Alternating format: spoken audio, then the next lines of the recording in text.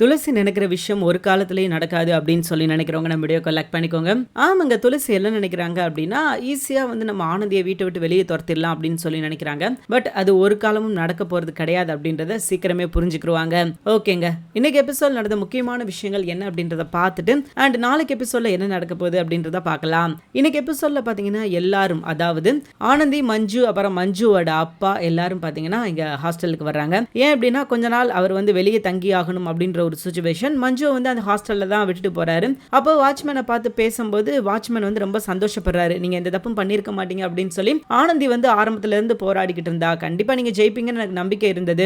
ஆனந்தி, இதே மாதிரி நம்ம அன்புவை நீ வெளியே கூட்டு வந்துருமா அப்படின்ற மாதிரி வாட்ச்மேன் ஆனந்தி கிட்ட சொல்லிக்கிட்டு இருக்காங்க. அண்ட் இவங்களுக்குள்ள பாத்தீங்கன்னா பெருசா எந்த ஒரு கான்வர்சேஷனும் நடக்கல. வாங்க சாப்பிட போலாம் அப்படின்ற மாதிரி சொல்லிட்டு கிளம்பிட்டாங்க. அண்ட் இப்ப இங்க முக்கியமான கான்வர்சேஷன் என்ன அப்படின்னு பாத்தீங்கன்னா, நம்ம மகேஷோட அம்மா அவங்க என்ன சொல்றாங்க அப்படின்னா, இன்னைக்கு அவ இப்படி மாறி இருக்கா இல்லையா, நாளைக்கு இதை விட அடுத்த லெவலுக்கு போயிட்டானா நாங்க என்ன செய்யறது. அதாவது அந்த குழந்தையை பத்தி அவங்க பேசுறாங்க. மகேஷ் அவளோட குழந்தை அப்படின்ற விஷயத்த கேட்டு வந்துருவாளோ அப்படின்ற ஒரு பயம் அவங்களுக்கு வந்திருக்குது. அதனால இவளை இதோட நிப்பாட்டிக்கிறணும், இதை தாண்டி அடுத்த லெவலுக்கு வரணும் அப்படின்னு சொல்லி அவ யோசிக்கவே கூடாது அப்படின்ற மாதிரி ரொம்ப ஸ்ட்ரிக்டா சொல்றாங்க. பட் மகேஷோட அப்பாவா இருக்கட்டும் அண்ட் நம்ம மித்ராவோட அம்மாவா இருக்கட்டும், இது நல்ல விஷயம் அப்படின்னு சொல்லி அவங்க நினைக்கிறாங்க.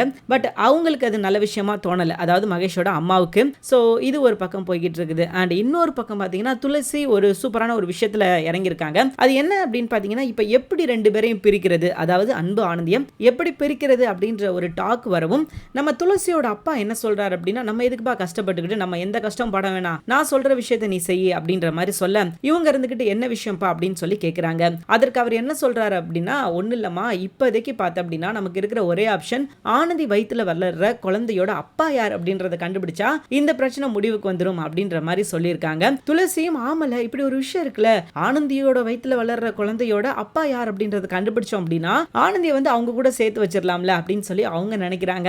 எவ்வளவு அறிவாளித்தனமான விஷயம் பாருங்களேன். ஆனந்தி மனசு முள்ள அன்பு மட்டும்தான் இருக்காரு. அன்பை தாண்டி அவங்களுக்கு யாருக்குமே எந்த இடமும் கிடையாது அப்படின்னு வச்சிருக்கும் போது ஒருத்தரை கூட்டு இவர் தான் உன்னோட அப்பா, உன்னோட கணவர் அப்படின்னு சொல்லி நிறுத்தினாப்புல மட்டும் அவங்க பின்னாடி போயிருவாங்களா ஆனந்தி? கண்டிப்பா போக மாட்டாங்க. அவர் பண்ணது, அதாவது மகேஷ் தெரிஞ்சு பண்ணாலோ தெரியாம பண்ணாலோ அது ஒரு பெரிய தப்பு, துரோகம் தான். சோ அதை இல்லனே சொல்ல முடியாது. பட் இந்த துரோகம் மகேஷ் கணக்குல சேருமான்னு கேட்டீங்கன்னா கிடையாது. இது மித்ரா கணக்குல தான் சேரும். ஏன்னா மித்ராவோட சதி தான் இதே தவிர்த்து மகேஷோட சதி கிடையாது. அப்படின்றப்ப இது துரோகம் தான். ஆனா இந்த துரோகத்தை பண்ணது யார் அப்படின்னா மித்ரா தான். மித்ரா இப்போதைக்கு உண்மை தெரியும் அவங்களுக்கு. ஆனந்தி கிட்ட சொல்லி மன்னிப்பு கேட்கலாம், இல்ல அப்படின்னா இந்த பிரச்சனையை சரி பண்றதுக்கு முயற்சி செய்யலாம். ஆனா அவங்கள பொறுத்த வரைக்கும் என்ன அப்படின்னு பாத்தீங்கன்னா, மகேஷ் கூட அவங்களோட லைஃபை செட்டில் ஆகணும், அந்த விஷயத்துல அவங்க குறியா இருக்காங்கன்றதுனால சோ அதை நோக்கி அவங்க போய்கிட்டு இருக்காங்க. அவங்களோட தாட் எல்லாம் அப்படிதான் இருக்குது. ஆனந்தி வந்துட்டா, ஒருவேளை மகேஷ் தான் அந்த குழந்தைக்கு அப்பா அப்படின்ற விஷயம் தெரிஞ்சுட்டா, ஆனந்தி மகேஷை கல்யாணம் பண்ணிக்கிட்டா என்ன நடக்கும், நம்மளோட வாழ்க்கை கேள்விக்குறி ஆயிரும்ல. சோ அந்த விஷயத்தை நடக்க விட்டுறக்கூடாது அப்படின்னு சொல்லி அவங்க ஒரு பக்கம் திட்டம் போட்டுக்கிட்டு இருக்காங்க. இப்படி ஆளாளுக்கு ஒவ்வொரு பக்கம் ஒவ்வொரு திட்டம் போட்டுக்கிட்டு இருக்காங்க. இதுல அன்பு ஆனந்தி தான் சிக்கி தவிச்சுக்கிட்டு இருக்காங்க.